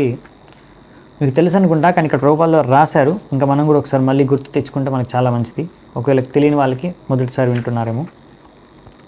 సో ఇక్కడ రాశారు మనకి ప్రభుపాల ద్వారా, ఇలా ఏ ఒక్క భక్తిలో 9 నవవిధ భక్తులు ఉన్న అన్ని 9 మార్గాలు 9 విధాలు మీరు చేయాలనే గ్యారంటీ లేదు. ఏది వీలైతే చేయొచ్చు. 1, 2, 3, 9 చేయగలిగితే 9 చేయండి, పర్వాలేదు. ఏదో ఒక విధి అనేది పాటిస్తూ ఉండాలన్నమాట మనం ఎప్పుడు అలా. సో శ్రవణం మాత్రం ముఖ్యంగా కొంతమంది ఒక్కొక్క భక్తుడు ముఖ్యంగా ఒక్కొక్కటి భక్తి విధానాన్ని, నవవిధ భక్తిలో ఒక్కొక్క దాన్ని ఎక్కువగా వారి జీవితంలో పాటించి వాళ్ళు భగవద్ధామానికి వెళ్ళిపోయారు. ఎవరు దానికి ఉదాహరణలు అనేది చూద్దామంటే, ఇప్పుడు శ్రవణం ద్వారా ఎవరైతే భగవద్ధామానికి చేరుకున్నారో శ్రవణం చేసి అంటే దానికి ఉదాహరణ మహారాజ్ పరీక్షిత్. కీర్తనం ద్వారా భగవంతుడి గుణగణాలని వర్ణించి భగవద్ధామానికి చేరుకున్న వారిలో ఉదాహరణ ఎవరు అంటే శుకదేవ గోస్వామి. ఆమె భాగవతాన్ని వర్ణించాడు, పరీక్షిత్ మహారాజ్ భాగవతాన్ని విన్నాడు. సో భాగవతం అనేది చాలా ముఖ్యమైన మనకు స్క్రిప్చర్ అన్నది. నెక్స్ట్ రాబోతుంది ప్రభుపాల దాని గురించి వర్ణిస్తారు. ఇప్పుడు నెక్స్ట్ వచ్చేసి అక్రూరు గారు వచ్చేసి ఆయన ఎప్పుడు భగవంతుణ్ణి ప్రార్థించుకుంటూ ఉంటాడనమాట, వందనం. దాని ద్వారా ఆయన పరంగతిని ప్రాప్తించుకున్నాడు. ప్రహ్లాద్ మహారాజు ప్రతి సమయంలో భగవంతుడిని స్మరించుకున్నాడు. ఎలాంటి కష్టమైన సమయంలో ఆయన ప్రహ్లాద్ మహారాజ్ స్మరణానికి ఉదాహరణ. ఆరాధన, భగవంతుడికి సరిగ్గా ఆరాధించుకున్నాడు, పూజ చేసుకున్నాడు. అంటే పృథు మహారాజు, తద్వారా ఆయన పరంగతిని ప్రాప్తించుకున్నాడు. పాదసేవనం, ఎవరు? లక్ష్మీదేవి. మీరు చూస్తారు కదా ఎప్పుడైనా లక్ష్మీదేవిని పాదసేవన చేసుకుంటూ ఉంటుంది లక్ష్మి, తద్వారా ఆమె భగవంతుణ్ణి పొందింది. సో భగవంతుడికి దాస్యత్వంతో సేవ చేసుకునే దాంట్లో వాళ్ళల్లో ఒక మంచి ఉదాహరణ అంటే హనుమంతుడు. ఎలాగైతే ఆయన శ్రీరాముడికి సేవ చేసుకొని ఆయన కూడా పరంగతిని ప్రాప్తించాడు. నెక్స్ట్ సాఖ్యభావంలో భగవంతుడికి సేవ చేసుకున్నది అర్జునుడు. అలాగే అన్నీ తన దగ్గర ఉన్నదంతా తన శరీరంతో సహా తనను తాను అర్పించుకున్నది ఎవరి అంటే ఉదాహరణ దానికి బలి మహారాజు. ఇలా 9 ఉదాహరణలు ఉన్నాయి మనకి నవవిధ భక్తుడికి. సో ఇలా ఇక్కడ ఉన్న ఈశోపనిషత్తులో ఉన్న మంత్రం గురించి, ఈ మంత్రం గురించి, ఇంకా అన్ని మంత్రాల గురించి, ఇంకా వేదాల్లో ఉన్న అన్ని మంత్రాల గురించి కూడా, అన్ని వేదాల్లో ఉన్న అసలైన మంత్రాలని వేదాంత సూత్రాలు, ఆ వేదాంత సూత్రాలకు భాష్యాన్ని రచించిందే వ్యాసదేవులు స్వయంగా శ్రీమద్ భాగవతం. సో శ్రీమద్ భాగవతంలో అన్ని విషయాలు సంపూర్ణంగా వర్ణించబడ్డాయి. సో అందుకనే ఈ శ్రీమద్ భాగవతం అనేది అన్నిటికన్నా నిగమకల్పతరో గలితం ఫలం, మొత్తం వేద శాస్త్రాల యొక్క ఫలం అది శ్రీమద్ భాగవతం. సో అందుకే ఇక్కడ ఉన్న విషయాలన్నీ మీకు భాగవతంలో కూడా ఉంటాయి. అందుకనే అందుకే చాలామంది అనుకోవచ్చు కొంచెం ఈశోపనిషత్తు అంతగా ఇంట్రెస్టింగ్ ఏమనిపించట్లేదు. చాలా పాయింట్స్ మాకు ముందు నుంచే తెలిసినట్టుగా అనిపిస్తున్నాయి. ఎందుకంటే మనం ఆల్రెడీ భాగవతం చదువుకుంటాం కనుక ఇందులో ఉన్న చాలా విషయాలు మనకు భాగవతంలో కవర్ అయిపోయాయి అనమాట. ఇలాంటి ప్రశ్న కూడా ఇప్పుడు ఎలాగైతే అడుగుతున్నారు, మహారాజ్ పరీక్షిత్ అడుగుతాడు కదా, చనిపోయే సమయంలో మామూలుగా ఒక వ్యక్తి యొక్క కర్తవ్యం ఏంటి, ముఖ్యంగా చనిపోయే వ్యక్తికి. అప్పుడు ఏం చెప్తారు సుఖదేవ్ గోస్వామి, భగవంతుడి నామాల్ని, గుణరూప మహిమల్ని వినడం, శ్రవణం చేయడం, కీర్తన చేయడం, ఇదే. సో అదే చేసి పరీక్షిత్ మహారాజు భగవద్ధామానికి వెళ్ళిపోయాడు. సో కానీ కొంతమంది మూర్ఖులు ఎవరైతే భగవంతుడి రూపం ఉందని, భగవంతుడి రూపమే లేదంటారు, అలాంటి వారు ఇంకా భగవంతుడి గుణ రూప లీల మహిమ ఎలా చర్చించుకోగలరు? చర్చించుకోలేరు. అలా భగవంతుడి రూపాన్ని గుర్తించని వారు మరి వారికి ఇలాంటి శ్రవణం మాధ్యం అనేది వారికి లేదనమాట. తద్వారా వాళ్ళు ఏంటంటే ఇలా భగవంతుడు నిరాకారవాది అని వాదించి వారికి ఇంకా నవవిధ భక్తి చేసుకునే మార్గం లేదు, పరంగతిని ప్రాప్తించుకోలేరు. ఎందుకంటే పరంగతి ప్రాప్తించుకోవాలంటే నవవిధ భక్తి, అది వీళ్ళు చేసుకోలేరు అన్నమాట. ఎవరైతే భగవంతుడే కొంతమంది లేరు అని నాస్తికులు, లేకపోతే నిరాకారవాదులు, వీళ్ళందరూ కూడా. అందుకనే ఇక్కడ మనం ఈ శ్లోకంలో చూస్తున్నాం, జీవాత్మ భగవంతుడితో ప్రార్థించుకున్నాడు, భగవంతుడా నాకు చనిపోతాను, ఇదంతా శరీరం ఎలాగో అశాశ్వతం, మట్టిలో కలిసిపోతుంది, బూడిదైపోతుంది, సరే పర్వాలేదు, కానీ నన్ను మాత్రం మీరు తప్పకుండా గుర్తుంచుకోండి, నేను చేసిన త్యాగాల్ని మీరు గుర్తుంచుకోండి. ఇప్పుడు త్యాగం అంటే ఏమిటి? ఇలా ఎందుకు ఆయన ఒక జీవాత్మ ప్రార్థించుకుంటున్నాడు భగవంతుడికి, నా త్యాగాలను గుర్తుంచుకోండి మీరని, అంటే మర్చిపోవద్దు అని. త్యాగం అంటే ఏంటంటే అర్థం ప్రభుపాదులు చాలా అద్భుతంగా వర్ణించారు ఇక్కడ. త్యాగం అంటే మనకి sacrifice means sacrificing the interest of the senses. మన ఇంద్రియాలకి ఏవైతే వాటి యొక్క ఇచ్ఛ ఉంటుందో, ఇప్పుడు మన ఇంద్రియాలకి ఇచ్ఛ ఉండొచ్చు, అది ఇప్పుడు మన ఇంద్రియాలు చెప్పొచ్చు, మన కళ్ళు చెప్పొచ్చు, చెవులు చెప్పొచ్చు, సినిమా చూడాలి, సినిమా వినాలి అని. లేకపోతే మన నాలుక చెప్పొచ్చు, అక్కడ ఒక రెస్టారెంట్ ఉంది, అందులో వెళ్ళి ఆ చికెను ఏదో బిర్యానీ తినాలి అని. లేకపోతే అలా చెవులు ఏదో సినిమా పాటలు వినాలని, అలా ఏదైనా ఇంద్రియాలు మనకి చెప్పొచ్చు, కావాలి అని కోరుకోవచ్చు. దాన్ని మనం త్యాగం చేసామనుకోండి, అదే అసలైన త్యాగం, దానికి అర్థం. అలా మనం ఇంద్రియాల్ని అవి కోరుకున్న విధంగా వాటిని యుక్తపరచకుండా భగవంతుడి సేవలో మనం ఎప్పుడైతే యుక్తపరచగలుగుతామో, మన జీవిత సమయంలో, చచ్చే సమయంలో కాదు, చనిపోయే సమయంలో కాదు, మనం జీవించి ఉన్న సమయంలో, ఇలాంటి సమయంలో అప్పుడు తప్పకుండా అలాంటి వారికి మృత్యు సమయంలో వారు భగవద్ధామాన్ని చేరుకోగలరు. వారు ఇలాంటి ప్రార్థన చేసుకోగలరు భగవంతుడికి. నా త్యాగాల్ని మీరు గుర్తుంచుకోండి, అంటే నన్ను భగవద్ధామానికి నేను వెళ్ళాలని ఇంత త్యాగం చేశాను, నా ఇంద్రియాలతో భరించే అంత విషయాల్ని, వస్తువుల్ని త్యాగం చేసేసాను నేను, కనుక తప్పకుండా మీరు నన్ను గుర్తుంచుకోండి, ఆ భగవద్ధామానికి నన్ను తీసుకెళ్ళండి అని ఈ యొక్క జీవాత్మ కోరుకుంటున్నాను అనమాట. నెక్స్ట్ 18వ మంత్రం, లాస్ట్ మంత్రం చూసుకొని ముగిద్దామంట. అగ్నేనయ సుపతారాయే అస్మాన్ విశ్వాని దేవవయునాని విద్వాన్ యుయుధ్యస్మాజ్జుహురాణమేనో భూయిష్టాం తేన మా ఉక్తిం విదేమ.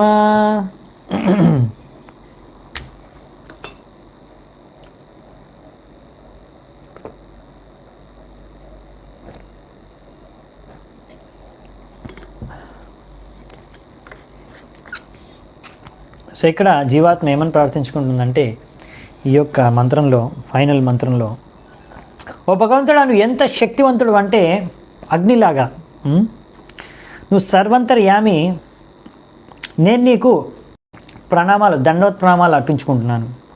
నీ యొక్క పాద పద్మాలపై సాష్టాంగ ప్రణామం చేస్తున్నాను. నన్ను తప్పకుండా ఈ సరైన పదంలో నడిపించు, తద్వారా నేను నిన్ను చేరుకోగలను. నీకు తెలుసు, నేను నా పాత జీవితంలో అంటే నా పాత జీవితంలో నేను ఏం పనులు చేశాను, ఏ పాపాలు చేశాను.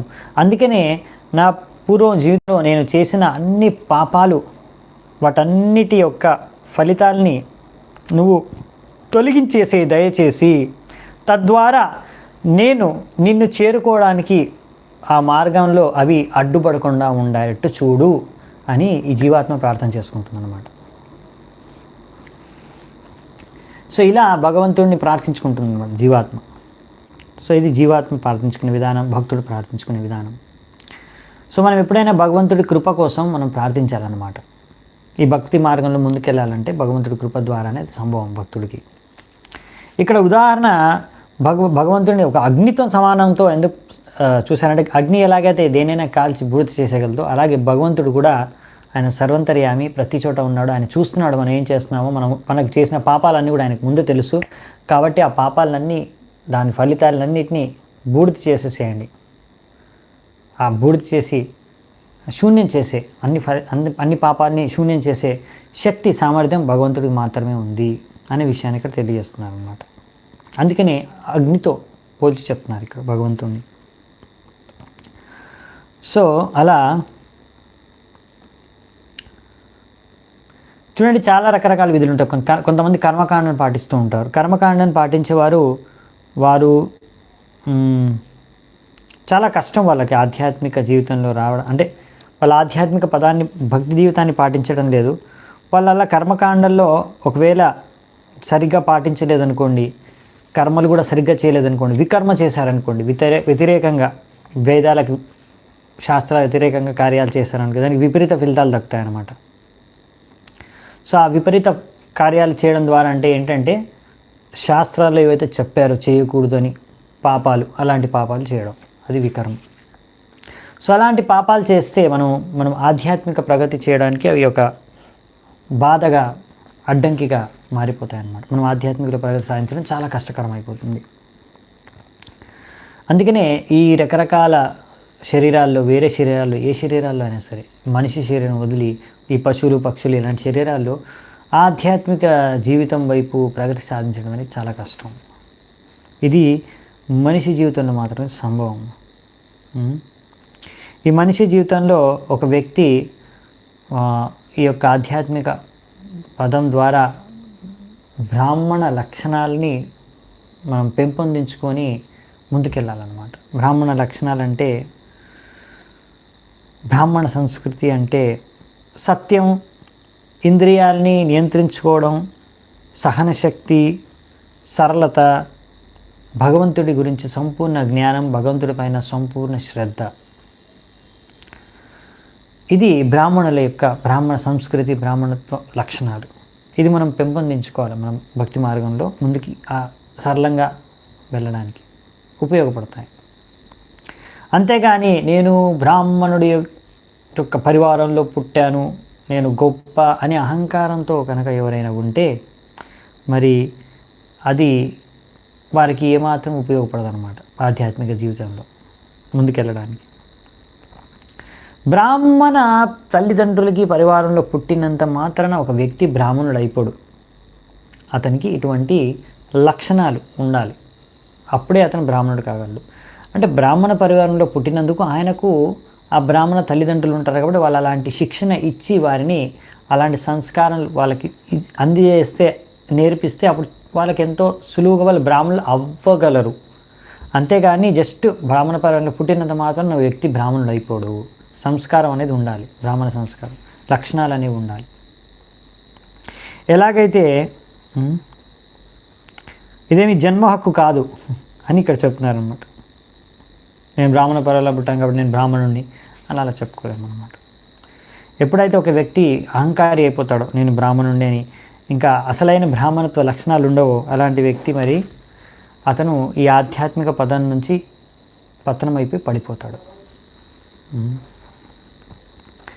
ఎవరైతే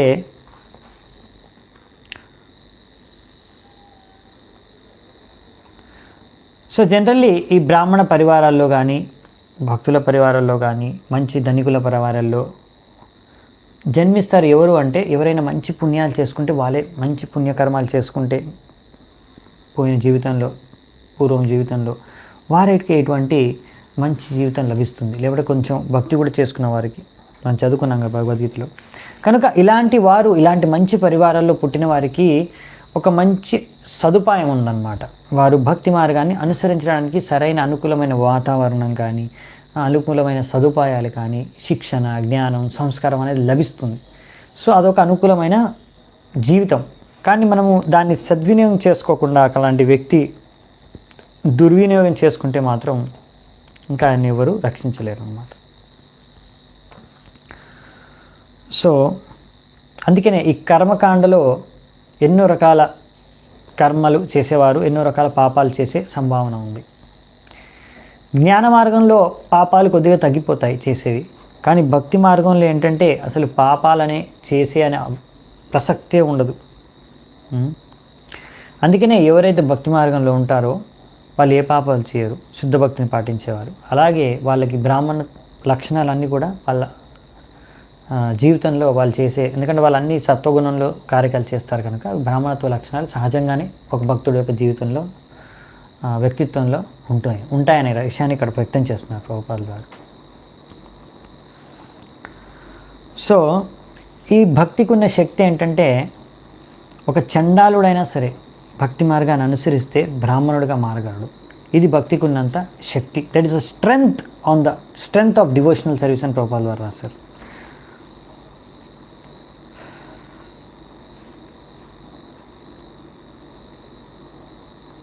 ఇంకొక ముఖ్యమైన పాయింట్ ఉంది ఇక్కడ ప్రభుపాదుల ద్వారా రాస్తున్నారు, చాలా మంచి పాయింట్, నాకు చాలా నచ్చిన పాయింట్. ఇందులో ఇక్కడ ఏం రాశారు, నేను ఇంగ్లీష్లో చదువుతున్నాను చూడండి. For others God gives a sanction to the doer only at the risk of the doer, but in case of a devotee the Lord directs him in such a way that he never acts wrongly. అంటే ఇప్పుడు చాలామంది కొంతమంది అంటుంటారు కదా, అంటే ఎవరైతే భక్తులు ఉంటారో కొంతమంది అభక్తులు ఉంటారు, అవునా? సో భగవంతుడు ప్రతి ఒక్కరి హృదయంలో ఉన్నారు. కానీ ఒకవేళ ఎవరైతే భక్తులు కాదో అలాంటి వారు ఏమైనా తప్పుడు కార్యక్రమం చేయాలనుకుంటున్నారు అనుకోండి, పరమాత్మ ఏమీ అడ్డుకోడు అనమాట. వారికి సరైన మార్గదర్శనం ఏం చేయరు, వదిలేస్తారు, ఏమైనా చేసుకొని ఏమైనా ఏడవని. సో ఆ వ్యక్తి తప్పుడు కార్యక్రమం చేసి తద్వారా అలాంటి పాపకర్మలు చేసుకొని ఆ పాపకర్మ ఫలితాలని కూడా అనుభవించవలసి వస్తుందన్నమాట. అక్కడ వారికి హృదయంలో పరమాత్ముడు ఉన్న ఆయన మార్గదర్శనం చేయడు. ఎందుకు మనం చూద్దామండి. అదే భక్తుడైతే అలాంటి ఏవైనా తప్పుడు ఆలోచనలు వచ్చినా లేకపోతే తప్పుడు కార్యక్రమాలు చేయబోయినా ఒకవేళ కొద్దిగా చేసినా కానీ పరమాత్ముడు ఫస్ట్ ఆయన్ని మార్గదర్శనం చేస్తాడు. ఒకవేళ తప్పిదం జరిగిపోయినా కానీ లోపల నుంచే ఆయనకు దండన, లోపల నుంచే సరైన మార్గదర్శన, లోపల నుంచే ఒక భక్తుడికి తెలియజేసే విధంగా ఆయన సాక్షాత్కారం చేస్తాడనమాట. అతను భక్తుడికి ఆ వ్యక్తికి తప్పు చేసినా కానీ తర్వాత సాక్షాత్కారం అవుతుంది. అరే నేను చాలా పెద్ద తప్పు చేశాననే పశ్చాత్తాపం ఆ భక్తుడు లోపల నుంచే పడతాడు. అది భగవంతుడి కృప శుద్ధ భక్తుడి పైన. సో అందుకనే ఎప్పుడు అతను పతనం అవ్వడానికి కారణం అది సంభావన లేదు. అదే అభక్తుడు ఎవరైతే ఉంటారో అతను పతనం అయిపోతాడు తప్పులు చేయడం ద్వారా. సో మరి ఎందుకు ఇలా అంటే మనం చూసుకున్నాం కదా ముందు కూడా మనకు అవి రెండు పరమాత్మ ఆత్మ పరమాత్మ అనే ఒక చెట్టు పైన రెండు పక్షుల్లాగా ఉంటాయి. ఆత్మ అనే ఒక పక్షి ఫలాల్ని తింటూ ఉంటుంది, ఇంకో పక్షి మాత్రం చూస్తూ ఉంటుంది. వీడు ఎప్పుడు నా వైపు చూస్తాడు, ఎప్పుడు వీడు నాకు శరణాగతుడు అవుతాడు, ఎప్పుడు నా మార్గదర్శనాన్ని అనుసరించడానికి అది సిద్ధమవుతాడు అని. సో భక్తుడు ఏంటంటే ఆల్రెడీ భగవంతుడికి వైపు చూడడమే కాదు, భగవంతుడికి శరణాగతుడై భగవంతుడి ఆదేశానుసారంగా జీవించడానికి ఆయన తన ఇష్టాన్ని వ్యక్తం చేసేసాడు అనమాట భక్తుడు. అందుకనే భగవంతుడు ఆయనకి మార్గదర్శనం చేస్తాడు. ఆ భక్తులు వారు భగవంతుడికి శరణాగతులు అవ్వలేదు, అందుకనే భగవంతుడు వాళ్ళకి మార్గదర్శనం చేయడు. అందుకనే చూసారా మీరు భగవద్గీతలో కూడా ముందు అర్జునుడు ఫస్ట్ టైము మొదటి అధ్యాయంలో ఎంత ఏడ్చినా కానీ ఎంత వేదనకి మనోవేదనకి లోనైనా కానీ భగవంతుడు ఆయనకి ఏమీ ఉపదేశం ఇవ్వలేదు, మార్గదర్శనం ఇవ్వలేదు, ఆదేశము ఇవ్వలేదు, ఆయన దుఃఖాన్ని దూరం చేయలేదు. కానీ ఎప్పుడైతే ఏ క్షణాన్నైతే అర్జునుడు శిష్యస్తే హంసాదిమాం త్వం ప్రపన్నం అనేసి భగవంతుడికి శరణాగతుడు అయిపోయాడు, ఆ క్షణం నుంచే కృష్ణుడు ఆయనకు మార్గదర్శనం చేశాడు, ఆయనకు అన్ని దుఃఖాల నుంచి ఉపశమనం లభించింది. అదనమాట. సో మనం శరణాగతులను ఎప్పుడైతే అవుతామో, మనం రెడీ అవుతామో భగవంతుడు చెప్పిన ఆదేశాలని మనం స్వీకరించి వాటిని పాటించడానికి, అప్పుడే మనకు భగవంతుడు మనకి గురువుగా బయట నుంచి గురువులు ఇక్కడ మనకి ఇచ్చారు. ఎలా భగవంతుడు మనకి ఒక శుద్ధ భక్తుడికి అని భక్తి మార్గంలో ఉన్నవారికి ఎలా మార్గదర్శనం చేస్తారంటే రెండు విధాలుగా. బయట నుంచి గురువుల ద్వారా, శిక్షా గురువులు, దీక్షా గురువులు, ఆచార్యులు, సాధువులు, సంతుల ద్వారా, ఇంకా ఈ శాస్త్రాల బోధనల ద్వారా, గురువు సాధు శాస్త్రం ద్వారా, ఇంకా హృదయంలో పరమాత్మ కూడా వారికి సరైన మార్గదర్శనాన్ని చేస్తారన్నమాట. సో అందుకనే మనకి ఎలా అర్థమవుతుంది మనకు ఆ భగవంతుడి అనుగ్రహం ఉంది, మనం సరైన పథంలో నడుస్తున్నామంటే మనం ఎప్పుడైతే ఒక దీక్షా గురువుని స్వీకరించి మనం దీక్ష తీసుకుంటాము, శరణాగతం అవుతాము గురువుకి, అలా అన్నమాట. అప్పుడు మనకు అర్థమవుతుంది మనం ఎప్పుడైతే ఆశ్రయం తీసుకున్నామో, శరణాగతం అయ్యామో ఒక గురువుకి, ప్రామాణిక గురువుకి, అప్పుడు మనకు భగవంతుడి అనుగ్రహం ఉందనే విషయాన్ని మనము అర్థం చేసుకోవాలి. సో ఇదంతా ఎలా సంభవం అంటే శ్రవణం, కీర్తనం, అది కంక్లూజన్ అన్నమాట. భగవంతుడి యొక్క గుణ రూప లీల మహిమల్ని మనం శ్రవణం చేయడం, భగవంతుడి నామాల్ని గుణరూప మహిమల్ని కీర్తించడం, జపం చేయడం, ఇదే మార్గం, భక్తి మార్గం. తద్వారా మనము అన్ని కల్మషాల నుంచి మనం ముక్తులం అవ్వగలం. ఈ విషయం ఇక్కడ రాశారు ప్రభుపాల్ గారు. మనకు నారదముని కూడా శ్రీమద్ భాగవతంలో స్వయంగా చెప్తాడు. నేను ఎప్పుడైతే ఆ భక్తి వేదాంతులకి, సాధువులకి ఆ చతుర్మాసంలో, ఇదే సమయంలో వర్షాకాలంలో ఇంకా శరత్ ఋతువులో, ఈ రెండు ఋతువుల్లో లేకపోతే 4 మాసాల్లో చతుర్మాసంలో వారికి నేను ఎప్పుడు సేవ చేసుకున్నాను, వారి యొక్క ఉచ్చిష్టను ఎప్పుడు నేను స్వీకరించాను, వారి ఆదేశాలను నేను పాటించాను, వారి ద్వారా ముఖం నుంచి వచ్చిన కృష్ణ కథ, కృష్ణుడి యొక్క గుణరూప మహిమల్ని విన్నాను. తద్వారా నా హృదయంలో ఉన్న తమ రజో గుణ ప్రభావాలు మొత్తం సంపూర్ణంగా సమూలంగా నాశనం అయిపోయాయి. నాకు నా హృదయంలో భక్తి ఉత్పన్నమైంది, భగవంతుడి పట్ల ఆసక్తి పెరిగిపోయింది, భక్తి చేసుకోవాలనే ఆసక్తి పెరిగిపోయింది, భగవంతుడి పట్ల నేను ఆకర్షితుడిని అయిపోయాను. ఆ విషయాలన్నీ నారదముడు చెప్తాడు, అతను తన జీవితంలో జరిగిన అనుభవం. సో ఇది సైన్స్ అన్నమాట, ఇది భక్తి యొక్క విజ్ఞానం. సో అది మనకి శ్రద్ధ ఉండాలన్నమాట భగవంతుడి యొక్క ఇవి. నేను ఈరోజు పొద్దున్నే ప్రభుపాల్ వారి యొక్క లెక్చర్లో ప్రభుపాల్ వారు చెప్తున్నారనమాట ఇదే సందర్భాన్ని, నారదముని యొక్క ఈ యొక్క లెక్చర్ శ్లోకానికి సంబంధించే దాని లెక్చర్లోనే ప్రభుపాల్ వారు అంటున్నారు. సో ఈ విధంగా ఈ యొక్క శబ్దం, ఈ భగవంతుడి గుణ రూప లీల మహిమలు, ఇంకా హరికృష్ణ మహామంత్రమే, హరినామ సంకీర్తనమే, మనం అంటాం కదా, గోలోకేర్ ప్రేమధన హరినామ్ సంకీర్తన. సో ఇది ఇక్కడిది కాదు. ఎందుకు ఇది మనల్ని శుద్ధపరచగలదు, మన హృదయాన్ని ఎందుకు శుద్ధపరచగలదు? హరినామం కానీ, భగవంతుడి విషయాలు కానీ, భగవంతుడి నామం కానీ. ఎలా అంటే ఈ శ్రవణం ద్వారా ఎలా మన హృదయం శుద్ధపడుతుంది అంటే, ఎందుకంటే ఈ యొక్క వాణి, ఈ యొక్క భగవంతుడి యొక్క విషయాలు, శబ్దం అనేది భగవద్ధామం నుంచి వస్తుందన్నమాట. ఈ భౌతిక ప్రపంచం సంబంధించి కాదు. ఈ శబ్దము ఆధ్యాత్మికం. గోలోకం నుంచి ఇక్కడికి భగవంతుడి గుణరూపలీల మహిమలు అనేవి ఆధ్యాత్మిక ప్రపంచం సంబంధించిన, అంటే భగవంతుడితో అభిన్నం అది. అందుకనే వీటికి ఆ శక్తి సామర్థ్యం అనమాట. అలాంటివి ఇంకా ఈ భౌతిక ప్రపంచంలో దేనికి ఆ శక్తి సామర్థ్యం లేదు. సో అందుకనే మనందరం కూడా ఇలా నిత్యం భాగవత సేవ, అందుకే ప్రతిరోజు భాగవతాన్ని సేవించాలి, భగవంతుడి గుణరూపాలని మహిమల్ని వింటూ ఉండాలన్నమాట. సో ఈరోజు దీంతో మనము ఈశోపనిషత్ని పూర్తి చేస్తున్నాము. ఈ యొక్క ఎంతో ముఖ్యమైన ఉపనిషత్తుని చర్చించుకున్నాము. ఇందులో 18 మంత్రాలని మీ అందరూ ఎంతో ఉత్సాహంతో పాల్గొని ఎంతో ఓపికతో విన్నందుకు మీ అందరికీ చాలా చాలా ధన్యవాదాలు. హరే కృష్ణ. శ్రీ ఈశోపనిషత్ की जय. शिल प्रभुपाद की जय. समवेत गौर भक्त वृंद की जय. निताय गौर सीतनाथ प्रेमानंदे. हरि हरि बोल.